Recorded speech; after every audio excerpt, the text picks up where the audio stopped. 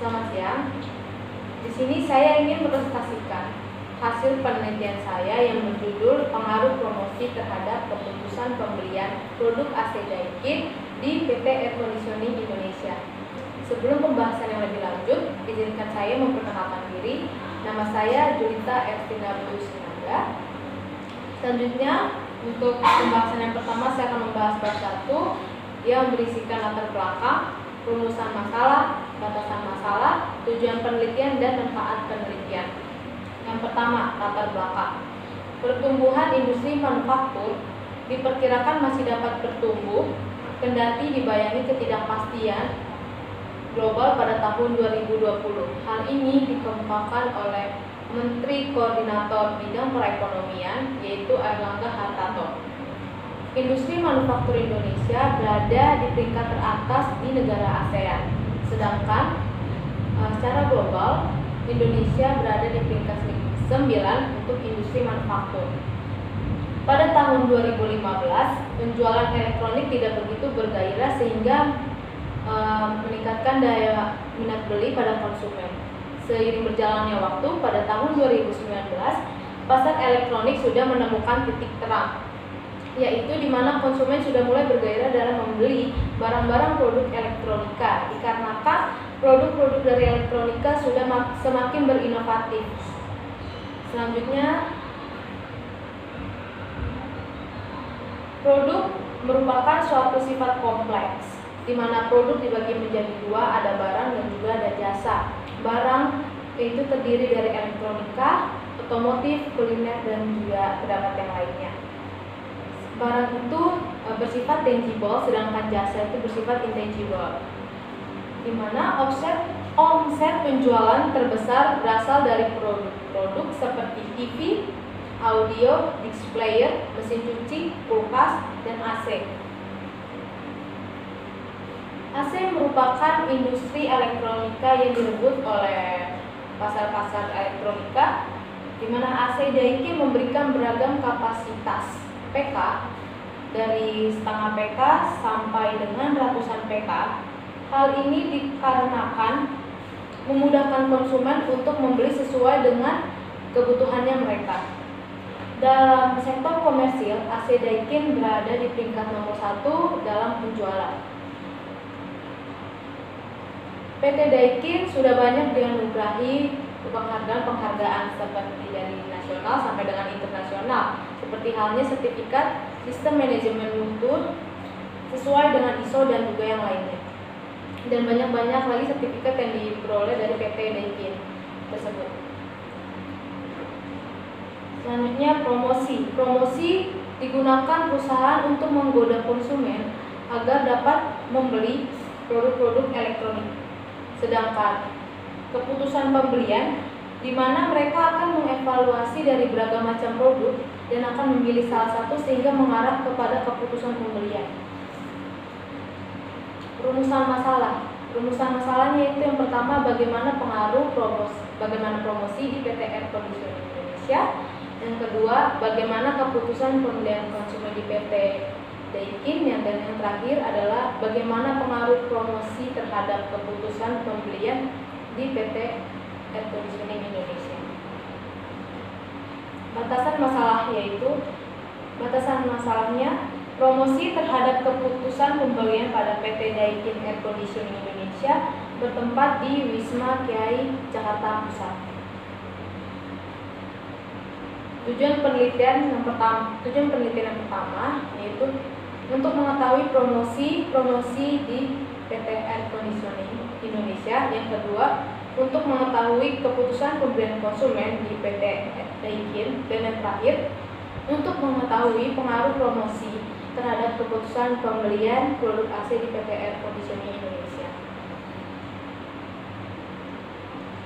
Manfaat penelitian yaitu dibagi menjadi 3, ada bagi peneliti atau penulis, bagi akademik, dan juga bagi perusahaan.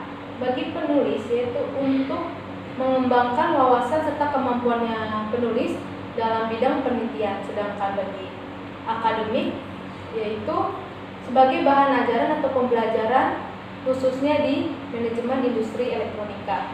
Sedangkan bagi perusahaan sebagai tolak ukur perusahaan untuk mempromosikan produk-produk mereka di perusahaan tersebut. Bab 2 di sini saya akan membahas landasan teori penelitian relevan, rangka penelitian, hipotesis penelitian. Tentu saja landasan teori yang pertama saya akan membahas promosi. Menurut Daryanto tahun 2011, promosi merupakan kegiatan terakhir dari marketing mix yang sangat penting karena kebanyakan pasar lebih banyak bersifat pasar pembeli, di mana keputusan terakhir terjadinya transaksi jual beli sangat dipengaruhi oleh konsumen. Sedangkan menurut Philip Kotler, bauran promosi dibagi menjadi 5, yaitu ada advertising, sales promotion, public relation, personal selling, dan juga yang terakhir ada direct marketing.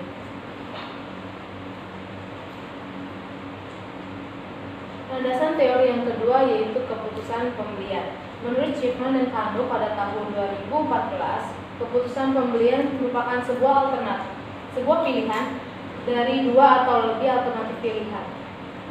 5 peran individu dalam keputusan pembelian. Yang pertama itu sebagai user, yang kedua influencer, yang ketiga innovation, yang keempat ada buyer dan juga ada decider.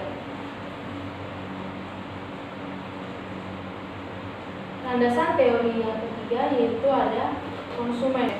Pengertian konsumen menurut Dewi pada tahun 2013 adalah seseorang yang menggunakan produk atau jasa yang dipasarkan.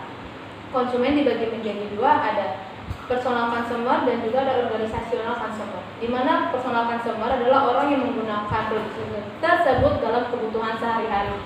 Sedangkan organisational consumer yaitu seseorang yang menggunakan produknya secara berkelompok atau secara organisasi.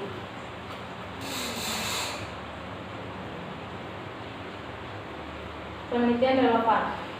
Penelitian yang saya ambil yaitu Putra Dani Irawan pada tahun 2014 dengan penelitian yang berjudul Pengaruh Strategi Promosi Terhadap Keputusan Pembelian yang Dimediasi Minat Beli pada Konsumen Matahari Department Store di Yogyakarta. Hasil dari peneliti Putra Dani Irawan pada tahun 2014 yaitu besarnya strategi promosi terhadap keputusan pembelian konsumen di Matahari Department Store Yogyakarta.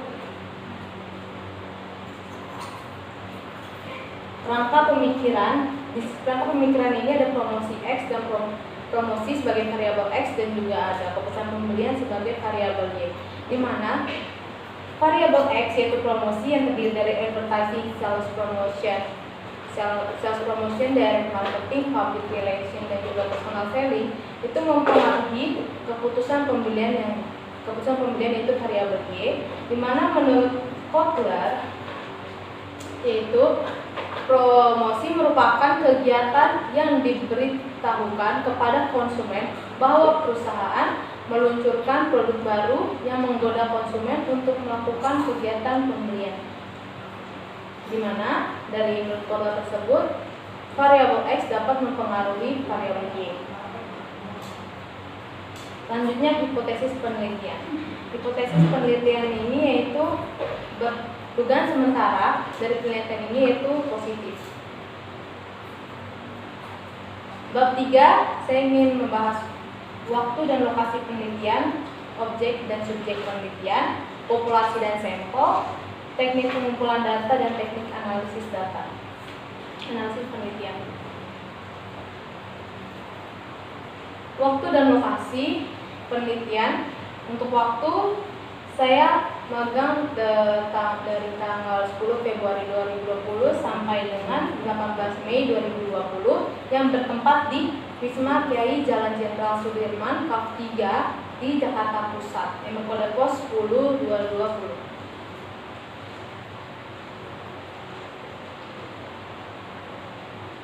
Objek dan subjek penelitian. Objek dari penelitian ini yaitu promosi yang diberikan kepada konsumen, dan subjeknya yaitu konsumen PT Daikin Air Conditioning Indonesia.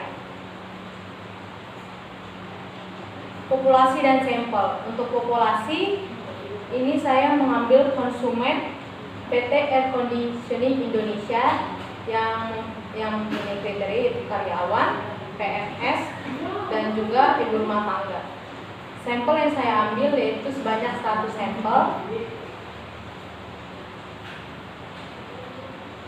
Teknik pengumpulan data yaitu saya menggunakan kuesioner yang memiliki indeks data Likert dari 1 sampai dengan 5 dengan penjelasan 1 sangat tidak setuju, 2 tidak setuju, yang ketiga netral, yang keempat setuju, dan yang terakhir yang kelima yaitu sangat setuju.